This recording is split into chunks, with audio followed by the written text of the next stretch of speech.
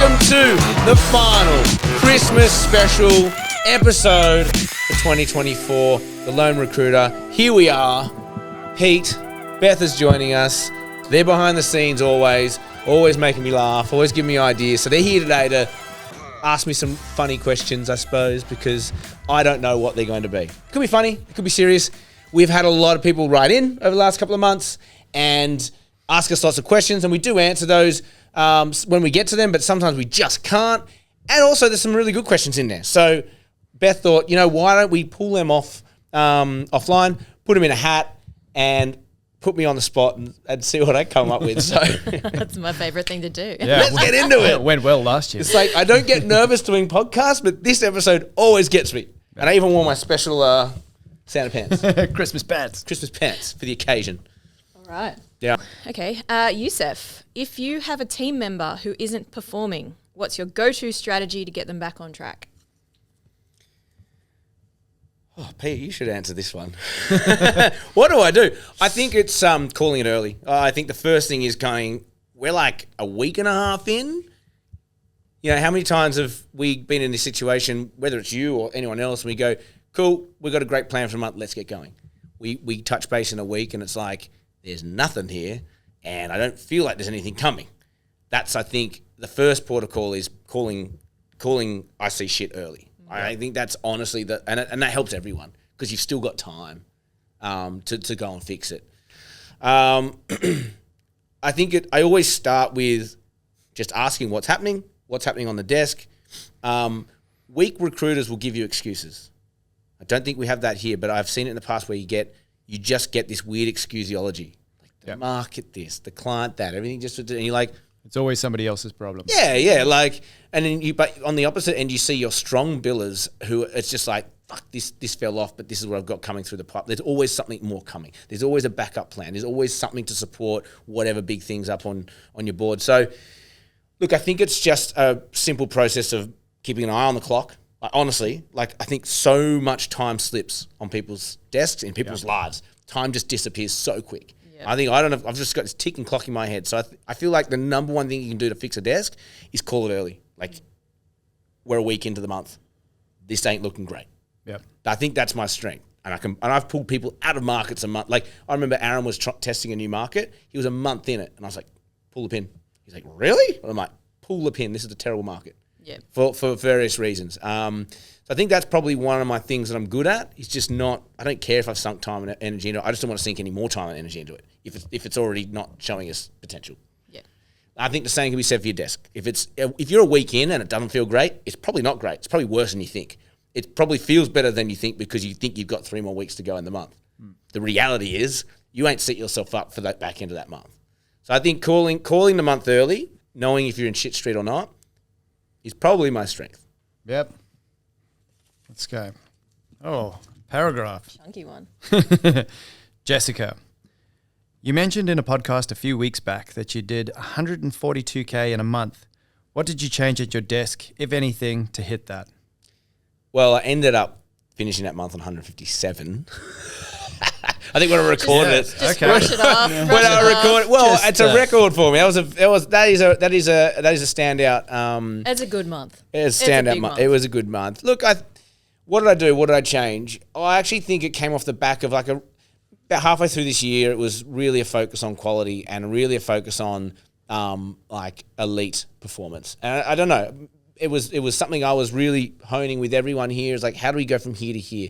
And I've done so many episodes on, if you're just doing 400K billings, you can't pay the bills. If you're up at 750, that's where the fun is, right? And I think actually that just really sunk into my ethos. So I was quite driven the back end of this year to kind of really focus on what are the parts that work, what don't work.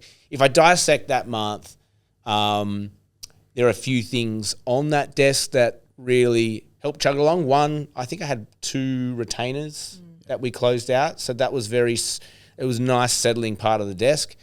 Had a couple of 30K placements, which, they weren't easy. One of the guys after first interview just said, I'm going to stay where I'm at.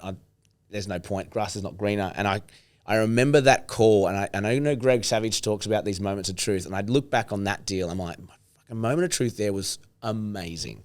Like, I was There is a 90-second window in that deal that made that deal. And it was when it was falling to shit. And it wasn't bad. Like I just said to the guy, you've come to me with all XYZ problems. We've done a reference who even says that you're not going to get further than where you are because the people around you aren't that subscribed to what you're doing. Do you really want to make this call now? And this is the moment of truth. I said, why don't you sit tight, think about it over the weekend. You have had a big week. I won't say anything to the company until Monday. Let's talk on Monday. All I'm saying is I know you kind of need to move. This might be a little bit of a fear thought that you're having. And I think that come Monday, if you still feel like, you're 50-50, let's go and have that second chat. Well, he had the weekend and he said, let's keep going. And we placed him and we got him like a 30K bump. Like it ended up being like a really, really happy outcome for the guy. He's one of those candidates where you just kind of needed to be his support buddy, Yeah. So that was not an easy deal. It should not have happened, that deal. Like really, there was a point where he said, I'm out. And a newer recruiter or a softer recruiter would have just said, okay, fine.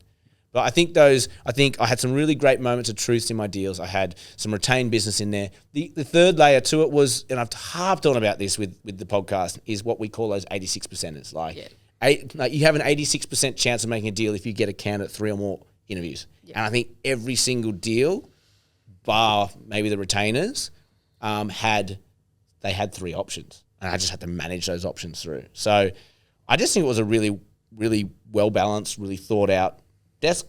It was just, I just did all the right things. And the last bit, I think, was my motivation. I mean, I launched that amazing when you hit once you hit your target, and I just said it at 150. I said, if you hit 150 in the last quarter of this year, you can go on leave.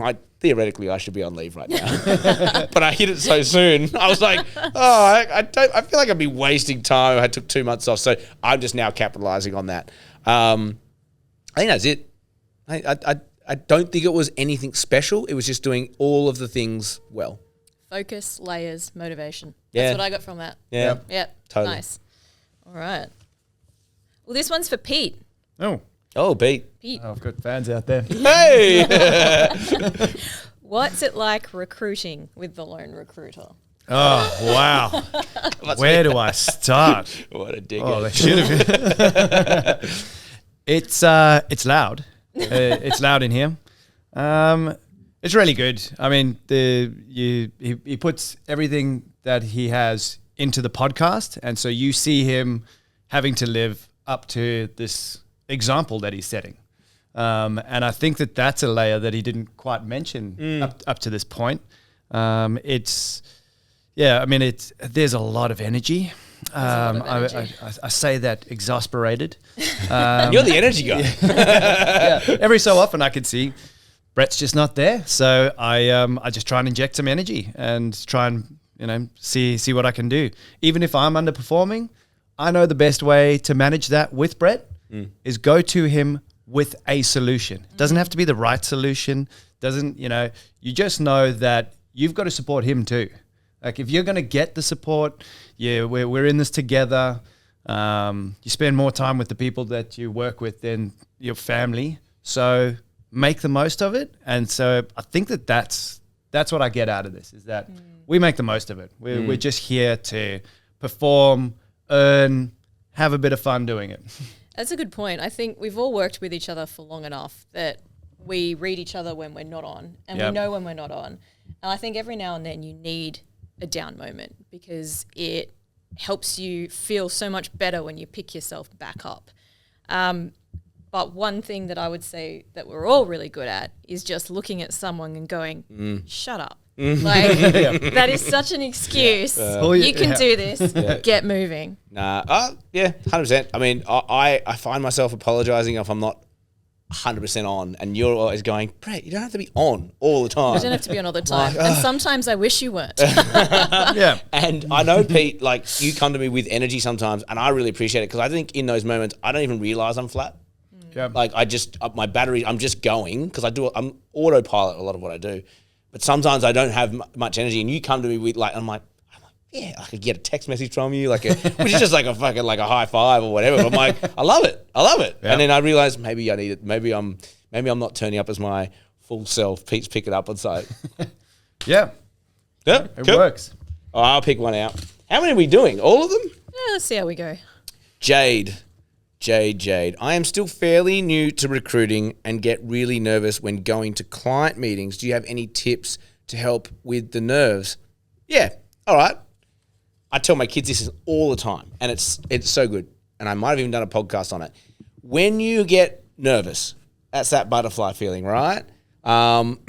If you actually think about that feeling and you apply it to when you're excited, it's actually the same feeling. When you're excited, you get butterflies. When you're nervous, you get butterflies. It's the same reaction. So you actually need to get in the habit of reprogramming your brain to say that I'm excited. Like, I'm excited. And that was the turning point for me. I mean, I've never had a big problem being in front of people, but I think early days I would get those butterflies.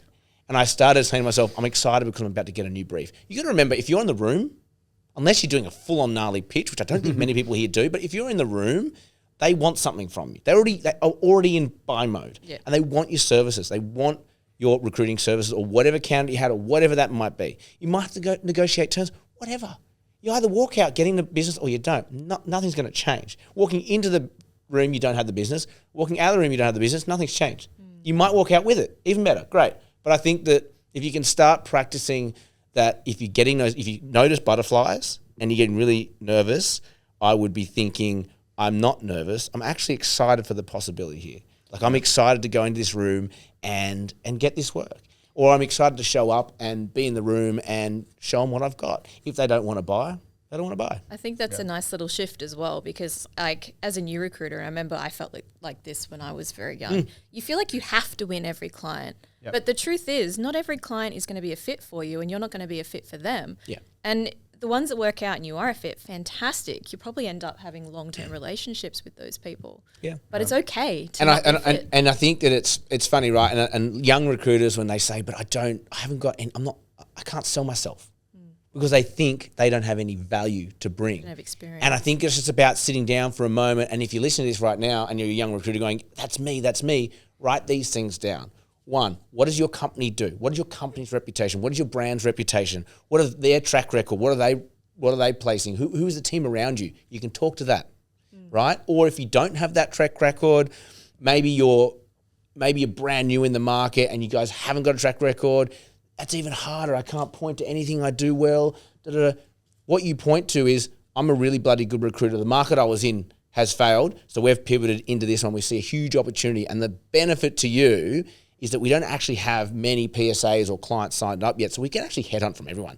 Any other recruiter that's going to come and pitch for this, they can't compete on that, because they're going to have reputation with all your competitors, and they're not going to be able to headhunt. That's my value to you in this meeting right now. See what I mean? Like, it doesn't have to be about you and your experience. You just have to be able to be a great storyteller, like articulate the value in that moment. Have you ever had such a bad run you just felt like giving up? Yes, but probably not at my desk. My desk, that's how I get to get. I'm a good recruiter. I think I can count on this hand how many 0 months I've had in my entire career. Honestly, I don't get 0 months. Haunt me. They haunt me. So if you think that, so for me, 4 weeks without a deal is nightmare stuff. I don't know what it is. I think in my last job, I think I had 2. And I think here, I don't even know if I had one here. I probably had a 0 month here. But I don't get bad run. I think the part where it has it become all too much or too hard, or is it a grind? Probably more at the business level, when you've got a lot of pressure coming to you. You've got people's wages, you've got bills, you've got taxes. Like, it gets big and gets scary pretty quick. And I call it the cliff, the cash flow cliff. You just look at it and you go, fuck, on that date, I owe someone $200,000. And that fucking scares you sometimes when you go, it's not coming. And over time you get better at managing that, and you understand what levers you have at your disposal. But I think in terms of giving up, I don't think at my desk I've ever felt like needing to give up. I think that maybe twice in my career owning a business, I've gone, this is a lot. This is a lot. But those shitty, and the first one was like, 3-4 years in, when we were kind of on this growth path. We had a business advisor going in this direction, and I think that didn't align.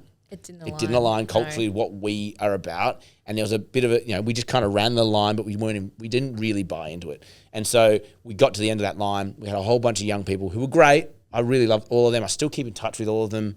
One's a couple of clients now. The other two got invited to my 40th. So we're still around.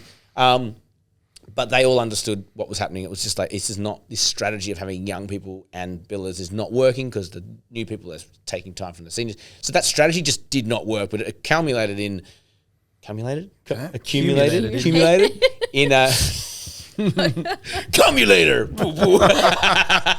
to be said. It accumulated in essentially just we had to cut our ties and kind of reset. That was tough. I remember ripping the logo off the office wall and just going, I'm getting rid of the office. It was just a big overhead at the time. Didn't like that. I still remember the acai bowl I ate when that was all done. I was sweaty, and it was the first time I had an acai bowl at that shop at Mossman. I was like, why did I wait till the last day to eat this acai bowl? It is so delicious. And it's really stuck with me. And I remember thinking in that moment, I'll be back. I'll be back. So I had a moment, but it was very brief. Like I think that's my mental resilience. It's just ridiculous. I literally come at me adversity. Yep. I don't know. I think you need the low moments. Like I've said it before, I'll say it again. You need the low moments so that you appreciate the good ones. Yeah. All right, your turn. Question yourself. If I like the question for someone else, I'm going to give it to someone else. Yeah, okay. John, I'll ask you this, Pete. Recruiters are told to focus on the numbers, like jobs received, applicants, client meetings, interviews, CVs out, client interviews. Do you think we should be focusing on quantity or the quality behind those stats? Ooh. Can you even quantify the quality? I suppose you can. I think you can. You can't in a spreadsheet, though, can you? Yeah. Oh, you can give it a score. Yeah. Grade it. So like the quality of the data, the quality. Yeah, like if your goal is interviews and you get 10, but they're just like 10 one-on-ones. Just average. Yeah, exactly. Yeah. Or if you had half of that, and they were like, Or good, the candidate's not a great match. Like if you're not working on quality for that role. I think you can quantify that. Yeah. I mean, we're not big on KPIs. We don't focus on CVs out. Interviews is a different thing. Interviews just means you're active in the market. It means that you've got something going on. I think the biggest one that we run to, that I really enjoy running to, is the plan. It's the quarterly, monthly, granular plan down to daily to-dos, weekly to-dos. And that's really just about how do you line up, two deals a month, 4 deals a month. And then you can be in that process and all the other metrics fall into place. I know Greg Savage goes on about if you can't measure it, you can't manage it. I totally agree. And that's why the scorecard is great because everything feeds back from that. But I'd say the big thing is when you're on shit street. When you should be going to Brett going, what did I email you earlier? The mini freak out. Here's the 5 things. Mini freak out. I was like, oh God. And then you write it down and you go, I've got 5 things on the go. Only one of them's an 86%er. Where do I see the confidence coming from? And that's where you can do it. But you could, again, going back to that quality, you could have 50 things on the go. And in your heart of hearts that none of them any good. Hope is not a strategy. No, 100%. Look, and I think it also comes back to intent, right? So let's just go back to that question. If you're going for quantity, there might be a strategy around that. It might be dog shit. But if you're trying to test a market and go, am I going to get bites? Am I going to get interviews? Where's the work at? And you get a CV that you know is not going to stick, not because of the quality, but maybe they're not committed or whatever. You might have an intent to go, I'm going to do it because I need to know where the market's at. That could be a reason that you would opt for a non-quality CV, for example. Yep. And I think on the flip side, though, if you're trying to make money, which is what we're trying to do, quality. And the perfect Venn diagram there is we can get quantity and quality. Woo, wah. Yes. Yeah. And that's it, right? Like I've always striven for a 1-to-1 ratio. If I get a CV out, I expect an interview because that's how well I know my clients. That's how well I know my market, and I'm not sending shit out. I want literally. We got drilled, and I still to this day think it's the best advice you can give as a recruiter is when you send a CV, expect an interview. Don't hope that someone might pick it up and you've sent it out to 20 people and maybe one will interview. Like that tells me you don't know your market. Tells me that you're not working with good candidates. Like really back your product. Yeah. And you're probably not qualifying your briefs right either. Yeah. You're up. Okie dokie. Oh, it's a me question. It's a Beth question. It's a me question. I wrote this one. Alrighty. Now you're 2 seasons down with the lone recruiter. What's the biggest thing you've learnt from the podcast, and what's next? What's the biggest thing I've learned from the podcast, like through doing it? Okay, through doing it, like from it. I think more reaction, like from how people have reacted, and what's next.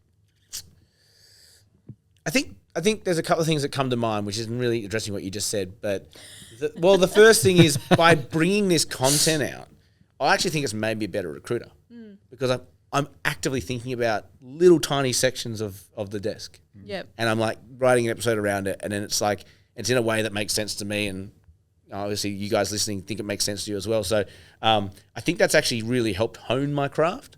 Because I've been doing it 18 years now. And not many people sit down and articulate what they do and how they do it. Yeah, it's true. So they always say teaching is a great way to learn. The big thing the big theme that's come out this year from doing this podcast is that I think people do crave technical advice. Everyone wants to increase their billings. Everyone wants to make more money. Everyone wants to be better at what they do.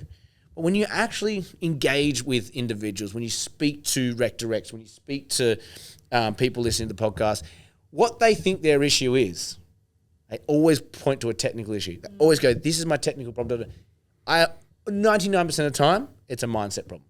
Yep. There is a block, there is a mindset, there is something that's holding them back, and they don't have their goals set, they don't know why they're doing it. Like there's always a bigger picture underneath where they think it is. So I think my biggest advice in that regard is get a mentor, talk to someone who can objectively look at your desk, get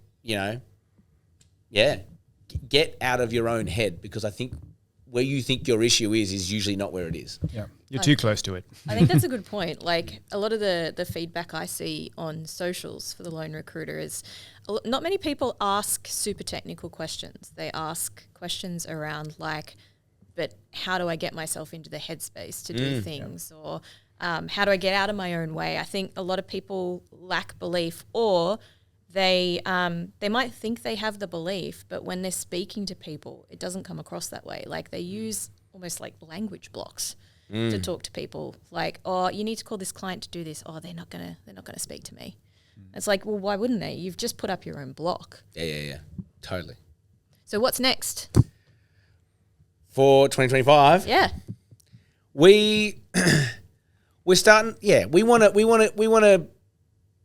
We're putting the finishing touches on this, and that's why it's hard to articulate. But we want to bring you more. We want to bring you guys more. We've really enjoyed the podcast, but again, I think we can only scratch the surface in this format. We can really only like give you some thoughts and some ideas, some motivation, some energy for the day or for when you listen to it. And we, I think we're getting 50,000 views across all channels per month at the moment. So with that comes a big surge of requests, questions. People yearning for things. And when we look at the market, in terms of training and development for recruiters, there are a lot of providers out there, and they're all on that technical bent, and they're all bloody brilliant. Whilst we think we can help with that, and we are going to start providing some deeper conversations, some deeper Q&A, some deeper material around the technical, we also think that if we can bridge that with the mindset and the motivation at a really practical level, we can really unlock some recruiters. Like we want to 2x a couple of recruiters. Like we're going to challenge ourselves. We're going to go, how can we take a biller and double their output? But I think the main thing here is we want to make it like we're going to have to maybe put a price tag on it. But I look at some of the prices these companies are charging, and they're charging to corporates, right? So it's expensive, and I want to try and come up, and this is what we're putting the finishing touches on. I'm not gonna spoil it yet, but next year we're gonna come up with some sort of model where you can either enjoy what you're enjoying currently from the Lone Recruiter, free of charge, keep going, nothing changes for you guys. But for those of you who are yearning a little bit more, they want a bit more contact with me, or they want to get a bit more out of what they're doing on this journey with us, we're going to create that opportunity for you. So we're excited. Yeah, damn! Better get to work. It's exciting. Yeah. Alrighty. Oh, this obviously came from outside the company. Why does Pete, easily the most handsome person on the podcast, you're too good, call you client catnip? Asking for a friend. Well, I can tell you now that's your question. Don't know where you got that. So for those of you at home, Pete has given me the nickname of client catnip. I don't know what it is. Honestly, I can't tell you exactly what it is. I think maybe I have built a reputation in the Enviro space. I've been doing it for 18 years. A lot of the stuff that comes to me is through referral. Like a lot of stuff this year has just come from random places. Like, oh, this person's referred you. I'm like, I can't remember that person. Yep. But that tells me that if you engage with me, they're enjoying the experience. So like, it just pays. Like the amount of work that I've had this year that has come from candidates I didn't quite place because I didn't end up shitty. I closed the loop on them effectively, and I just said, yeah, stay where you're at. Take that option. They felt comfortable enough to refer me later on.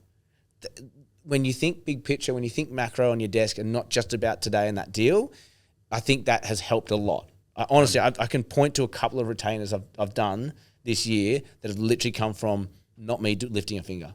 Yeah. And that's just pure reputation.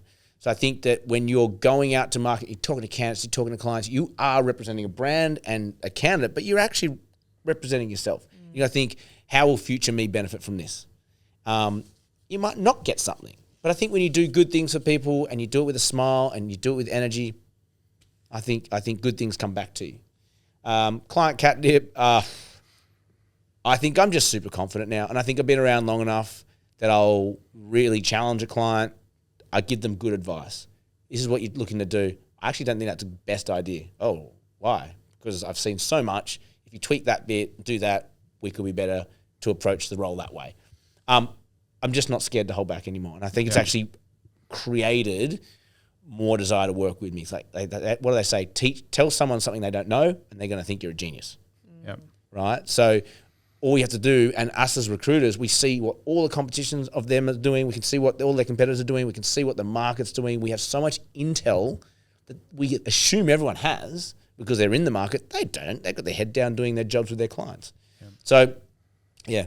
I think you said something, I think that's really important. I think a lot of recruiters tell their clients what they think their clients want to hear. You tell them what they need to hear. 100%. And in what you might think is friction by kind of being a bit negative, that's the gold. They're looking for advice. Yep. They're looking for advice. Love it. Yep. All right, last question. Last question. What's your prediction for recruitment in 2025? Good one to end on. It is. Well, I think if the narrative this year was it was very soft compared to the last 5 years, and I think a large part of that has been with the IT sector, but I think we're on an up. I think whether you love or hate Trump, he's going to pump a lot of money into the markets, and with a lot of money in the markets comes a lot of investment. A lot of investment becomes projects becomes recruitment. We need people to do this. So I think 2025 will actually be quite strong. I think the trend we've been seeing, which will continue, is this breakup of the monstrous agencies. The Hazes of the world and Michael Pages, they still exist, but I think that with the guys like X-Recruiter and whatever, there's a lot more encouragement for these small operators to open up. I've never seen more brands in the market, ever. And I don't think that's going to stop. I actually think that'll speed up.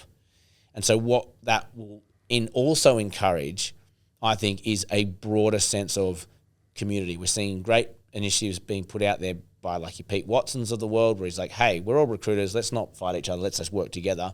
So I think if you're all working under one big banner, that becomes your family, your recruitment, like friends and the people who help you along on your journey. But if you're out on your own and we're kind of like breaking this model down into individual operators or whatever, I think that community sense is going to really keep growing. I think that things like what I said with Pete Watson or even the lone recruiter, I think there'll be a lot more connectedness and job sharing and client sharing within brands. I think that's going to be a trend that keeps going.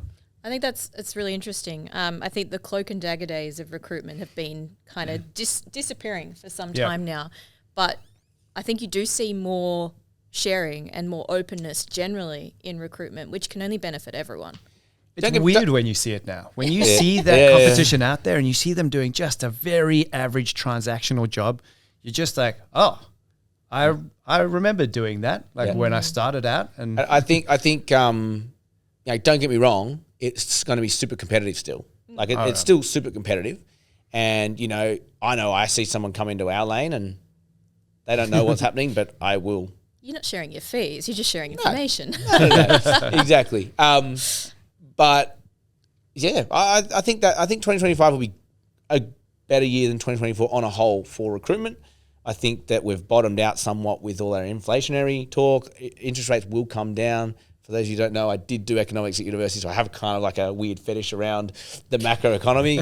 I think the crypto bubble is going to pop in November of 2025. It's going to be great. Strong prediction. It will. It won't pop, but like the cycle will be done by November.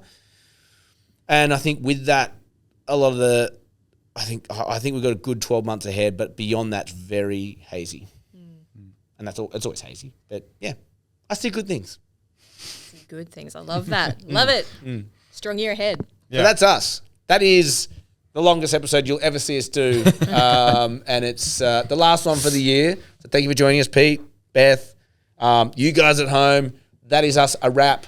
Please stay on the socials. Please keep liking the stuff that we're pumping out over Chrissy. There's some good recaps, some good rehashes, some stuff that's going to get you a little bit excited to get back to your desk in 2025. But until then, Merry Christmas. I brought my shorts especially for you. I hope you enjoyed them. Have a great break. Rest up. Recharge.